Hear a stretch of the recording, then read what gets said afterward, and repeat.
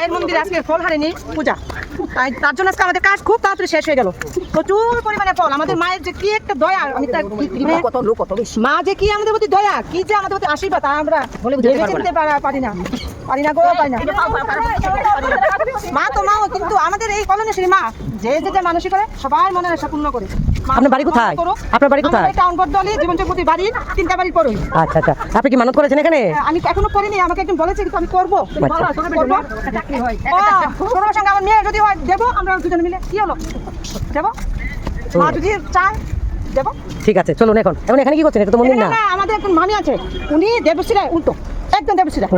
কোনজন? এখানে তো অনেক মহিলা আছে। কোনজন? ও আচ্ছা, উনি। নমস্কার দিদি। খুব ভালো, মানে ভালো। শেষের মধ্যে আমাদের পিসি বয়স্ক, দেখুন পার্কে এসেছে ঘুরতে, উনার কি মনের মানে জোর। না না, আজকে তো একটা আনন্দ হইতাছে, করতেছে, এটা তো ভালো লাগে। আর যে করছে বলো, খুব ভালো, খুব ভালো। আর রত্নাবতী আছে না, কোনজন? চুল কুকড়ানো।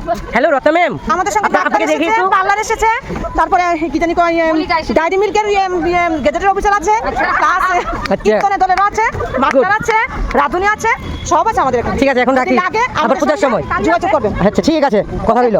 Okay bye. তোমাকে আমাদের ভিডিওটা করার জন্য।